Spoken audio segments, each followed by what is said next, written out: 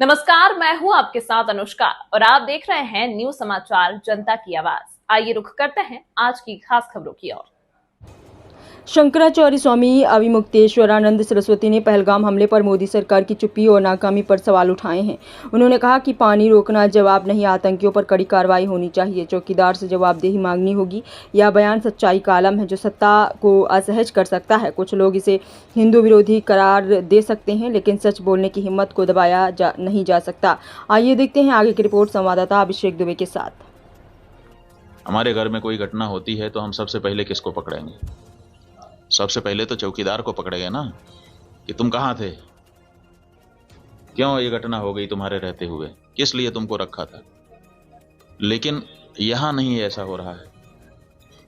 यहां जो है कहते तो हैं कि हम चौकीदार हैं, लेकिन चौकीदारी अगर की गई होती, हाँ चौकीदार अगर अपने काम में पक्का होता है तो उसके ऊपर आक्रमण करके उसको कोई मार दे, लेकिन फिर कहा जाता है कि इस चौकीदार ने अपना निभाया। यहाँ तो कुछ पता ही नहीं है, कोई लड़ा ही नहीं उनसे, किसी ने उनको रोकने की कोशिश ही कहीं नहीं की। वो आए, घटना की, आराम से चले गए, कहीं पर उनको कोई बाधा नहीं है। कहाँ है चौकीदार? और चौकीदार के बारे में चर्चा ही नहीं हो रही है। अब कह रहे हैं हम उनको सबक सिखा देंगे, हम ये कर देंगे, हम वो कर देंगे। पाकिस्तान की धरती से आए थे। अरे भाई, पाकिस्तान की धरती से आए थे, इतनी जल्दी कैसे पता चल गया आपको? और अगर इतनी जल्दी आपको पता चल जाता है तो घटना के पहले क्यों नहीं पता चल गया? और दूसरी बात यह है कि अगर पाकिस्तान से आए तो पाकिस्तान के खिलाफ अच्छी तगड़ी कार्रवाई करिए। आप कह रहे हैं कि हम सिंधु नदी का जल रोक देंगे।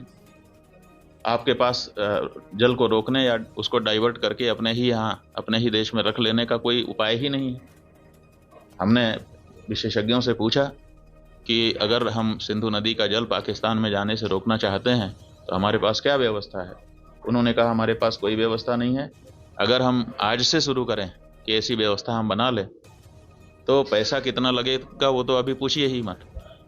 अगर पैसा पर्याप्त दे दिया जाए, पैसे के कारण एक दिन भी काम ना रुके, तब भी 20 साल लगेगा, तब हम सिंधु नदी का जल रोक पाएंगे। तो ऐसी परिस्थिति में हम ये कह दे रहे हैं कि हम सिंधु नदी का जल रोक लेंगे। और टेलीविजन के एंकर हमने सुना, वो कह रहे थे बूंद बूंद के लिए तरसेगा पाकिस्तान, एक गिलास शुद्ध पानी नहीं मिल पाएगा, खेती नष्ट हो जाएगी, बिजली नष्ट हो जाएगी, ये हो जाएगा, वो हो जाएगा।